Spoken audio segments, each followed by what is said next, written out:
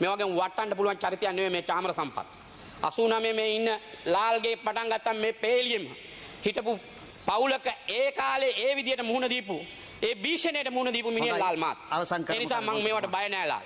අද මේ පාර්ලිමේන්තුවේ රිමාන්ඩ් බන්ධනාගාරයේ තවදුරටත් රැඳී ඉන්න කෙනෙක් හැටියට මම අද පාර්ලිමේන්තුවට ඇවිල්ලා මේ පනතට කතා කිරීම ලැබීම ගැන මම සතුටු වෙනවා. හරියට කියනවා නම් මේක අනුන්ගේ කලිසම අගේට ඇඳගෙන මගේ වගේ යනවා වගේ පනතක් මේ.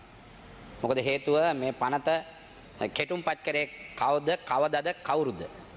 ඊළඟට නීතිපතිට යව්වේ කවුද කවදද කවුරුද? ඊළඟට කැබිනට් අනුමැතිය ගත්තේ කවදද කවුරුද? ඒ වගේ මේ පනත සම්බන්ධව සියල්ල මේ පනත ඕගොල්ලෝ හදිසි උනේ ඇයි? පනත දාන්න උවමනාව ඇයි? පනත දාන්න උවමනාව IMF එකේ තියෙන IMF එක උනන්දු කරේ නැත්තම් මේ පනත එන්නේ නැහැ. මේ පනත ගිය ආණ්ඩුවක් දාන්න ගියෙත් IMF එකේ උවමනාවට තමයි.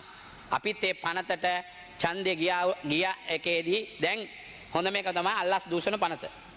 මම අර පැත්තේ ඉඳන් ඡන්දේ දීපු මිනිහා තමයි මට තමයි පළවෙනියට ඡන්දේ දීපු අල්ලස් දූෂණ පනතේ පළවෙනියට නඩු 3ක් කඩලා දාලා තියෙන්නේ මට.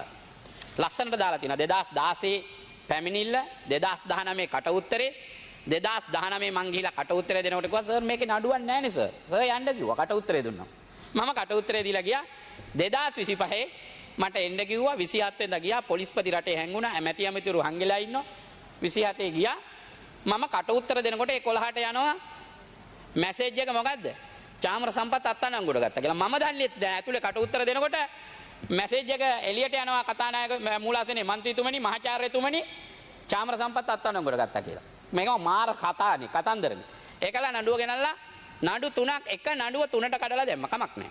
ඊට පස්සේ ඒ නඩු 3ට අප දීලා ඒ නඩු දෙකේ අප දුන්නාට පස්සේ ඒ නඩුවේ චෙක් එක අරන් ගිහලා 30 වෙනිදා ඇමතිතුමා ගිහිල්ලා දානවා දැන් 27 මං බන්ධනාගාරගත කරේ 30 වෙනිදා දානවා අද 7 වෙනිදා ඒ නඩුවට අද 8 වෙනිදා අප දෙනව බව දැනගෙන 30 වෙනිදා දානවා ගිහිල්ලා පැමිණිල්ලක් ඒ චෙක් එක අරන් ගිහලා ඔය CID එකේ දාලා CID එකෙන් පළවෙනි 30 දාපු නඩුව පළවෙනිදා ගිහිල්ලා බී රිපෝට් එක ඉදිරිපත් කරනවා බදුල්ල උසාවියේ පළවෙනිදා 30 මේ විදිහට වැඩ කරනවා නම් කතානායකතුමා මොනවා කරන්න බැරිද නඩු 4000ක් 5000වල් ගොඩ ගැහිලා තියෙන එක මේ චාමර සම්පත්ත දාන විදියටම 30 දාලා 7 වෙනිදා මෝසන් එකක් දානවා ඊයේ මෝසමක් දාලා මං ඔය ඊයේ බදුල්ල රිමාන්ඩ් කළා අද මෙතනින් අපහම් වුණා මරු නියම ඔන්න ඕක කරන්න මේ විදියටම මම කියන්නේ චාමර සම්පත්ත කරන විදියටම මේ විදියටම මෝසම දාලා කරන්න මේක තමයි මේ ඇට් එක ඒක තමයි මං කිව්වේ අනුන්ගේ කලිසම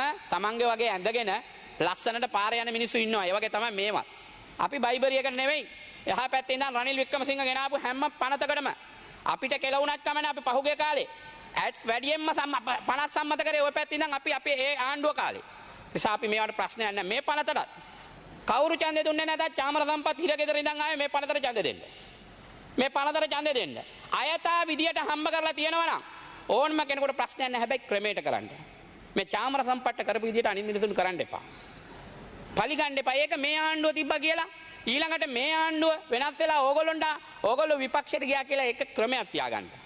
ඒ ක්‍රමයට කරන්න ඕන කතානායකතුමා. නිකන් මේ දේශපාලන පරිගැනීම් ගන්න එකේ සීමාවක් තියෙනවා. ඒක ප්‍රශ්නයක් විදිහ නෑ. ගන්න ඕන දේශපාලඥයන්ටත් මේක පොදුයි.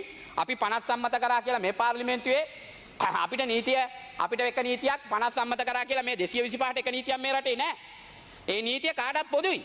හැබැයි ඒක කරනකොට කරන්න ඕන පරිගැනීමක් නෑ චේතනා නැතිව මේ එහා පැත්තේ ඉන්න ඇමති කෙනෙක්. ගල් කිස්සේ දෙමහල් ගොඩනැගිල්ල බලෙන් පවරගත් ඇමති කෙනෙක් ඉන්නවා ඉස්සරහා පෙළේ. දෙමහල් ගොඩනැගිල්ල. දැනටත් CID එකේ පැමිණිල්ල තියෙනවා මේ ඇමතිගේ. දැනටත් CID එකේ ඇමතිගේ පැමිණිල්ල තියෙනවා ගල් කිස්සේ දෙමහල් ගොඩනැගිල්ලක් බලෙන් පවරගත්ත විපක්ෂයේ ඉන්න മന്ത്രിවරයෙක් කාලේ. අද වෙනතුරු CID එක කට උත්තරයක් අරගෙන ගිහිල්ලා නැහැ. ගල් කිස්සේ උසාවියට ගිහිල්ලා නැහැ. තව ඇමති කෙනෙක් ඉන්නවා. පොහොර සංස්ථාවේ ඉන්න කාලේ රුපියල් මිලියන 70ක වංචාවක් කරලා වැඩතානම් වෙච්ච ඇමති කෙනෙක්. අද වෙනතුරු කිසිම ඇක්ෂන් එකක් ගත්තේ නැහැ. මට මොකද්ද? බදුල්ල ලංකා බැංකුවේ ළමා කැකුළු අර කැට බෙදෙන එකෙන් රුපියල් ලක්ෂ 10ක් දුන්නා කියලා ඒ ලක්ෂ 10 ප්‍රධාන ඇමතිවරයාගේ නිල පත් මේක මේවා කරා කියලා මට නඩු දාලා තියෙනවා. යකෝ සුදු බණ්ඩා කියලා ලියන්නද මම ප්‍රධාන ඇමති කියන්නේ නැතුව. ඒ වෙලාවේ ප්‍රධාන ඇමතිගේ මේ ලෙටර් හෙඩ් එකෙන් ලියුම ගහන්න නැතුව මම මොකාගේ ලෙටර් හෙඩ් එකෙන් ලියුම ගහලා බැංකුවෙන් ඉල්ලන්නේ. ගරු මන්ත්‍රීතුමනි ඔබතුමාට විනාඩි 2ක කාලයක් තියෙනවා. ඔබතුමා ගැන මම ලොකු ගෞරවයක් තියෙනවා. ඔබතුමා අනුරාධපුරයේ ඉන්න කාලේ ඉඳන් මම දන්න කෙනෙක්. හැබැයි මේ වගේ පරිගැනීම් කරනකොට මොන පනත මොන දේ ආවත් හරියට කරන්න. මම මේ අවසාන වශයෙන් අධිකරණ ඇමතුමා මම ඔබතුමාට කියනවා මම හිරගෙදර ඉන්නේ හින්දා හිරගෙදර ගැන වචනයක් කතා කරන්න ඕන. 2600ක් ඉන්නවා CRP එකේ කොළඹ රිමාන්ඩ් බන්ධනාගාරේ. තියන්න පුළුවන් 400යි. අහුරනවා රැට. 400ක් ඉන්නවා සමහර ඒ වගේ. මේවා ගැන බලන්න. මේක මොකද්ද? එකට හේතුව 90ක් ඉන්නේ කුඩු. කුඩු වලට හේතුව මොකද්ද? පොලිසිය 5.2ක් ඒ කාලේ දැම්ම දැන් දානවා 10.2. හැම පොලිසිය තරාදිය 10.2. හැම තරාදියම පොලිසිය 10.2ට දාන්නේ. ඇයි ඒ 10.2ට දාන්නේ? 10.2 දැම්මම ඇප නැහැ. අද මෙතන හිටපු විජේදාස රාජපක්ෂම ගත නීතිය පනත හින්දා තමයි අද ඇප දෙන්න බෑ හයිකෝට් එකෙන්. අද යන්න ඕනේ එක මිනිස්සෙක් ඉන්නවා කුඩු වලට. මෛත්‍රීපාල ජනාධිපති වෙනකොටත් ඒ මිනිහා ඇතුලේ. ගෝඨාභය ජනාධිපති වෙනකොටත් ඒ මිනිහා ඇතුලේ. ඊළඟට රනිල් ජනාධිපති වෙනකොටත් ඇතුලේ. අනුර කුමාර මහත්තයා ජනාධිපති වෙනකොටත් ඇතුලේ. ඒ මිනිහා කියනවා මම කිසිම ජනාධිපතිවරණයකට ඡන්දෙ දෙන්නවත් බෑ. අවුරුදු 7ක්. CRP එකේ ඉන්නවා මට පෙන්නන්න පුළුවන් ඔබතුමා හෙට එන්න. මම හෙටත් ඉන්නවා CRP අනිද්දාත් ඉන්නවා. අනිද්දාෙන් පස්සේ තමයි මම බදුල්ලට ගෙනියන්නේ. ඉතින් මෙහෙම මේ විදියට මේවා අඩු කරන්න. ඔබතුමාට කියන්නේ මම කුඩු නවත්තන්න බෑ. තරුණයෝ ඉන්නවා 2000ක් CRP එකේ විතරක්. ඔබතුමායි බදුල්ල මම විනාඩියක් දෙන්න. පෙරේදා මම බදුල්ල බන්ධනාගාරේ චේන් එක දානවා. මයිංගනේට විතරක් කුඩු 54 දෙනෙක් චේන් එකේ 70යි චේන් එක මයිංගනේ උසාවියට. 54 දෙනෙක් මයිංගනේ කුඩු. මයිංගනේ එච්චර 54 දෙනෙක් කුඩු ඉතින් කවුද කුඹුරු කොටන්නේ? කවුද ගොවිතැන් කරන්නේ? කවුද කුඹුරු කරන්නේ ඉස්සරහට? මේක ලොකු ප්‍රශ්නයක්. මේ පොඩි අය එක්කෝ කොහේ හරි ගිහිල්ලා කඳවුරු දාලා පුහුණු කරලා ඊශ්‍රායෙල් හරි යවන්න. ඒ මිනිස්සු මේ යවන රටකට යවන්න. යවලා මේකට වැඩපිළිවෙලක් හදන්න. ක්ලීන් ශ්‍රී ලංකා ඒක. CRP එක ඇස්සේ ක්ලීන් ශ්‍රී ලංකා නෑ. ඒ මිනිසුන්ට ඉන්න විදියක් නෑ. මාරුවට නිදියන්නේ. අන්න ඒක තමයි ක්ලීන් ශ්‍රී ලංකා කරන්න ඕන.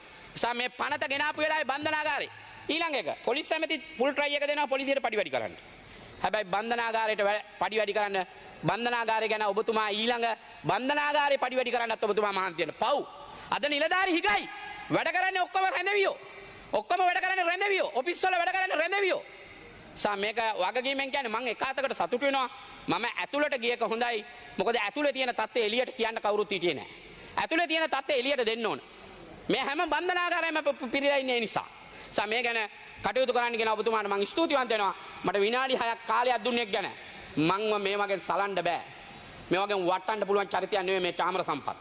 89 මේ ඉන්න ලාල්ගේ පටන් ගත්තා මේ පේලියෙම හිටපු පවුලක ඒ කාලේ ඒ විදියට මුහුණ දීපු ඒ භීෂණයට මුහුණ දීපු මිනිහ ලාල් මාත්.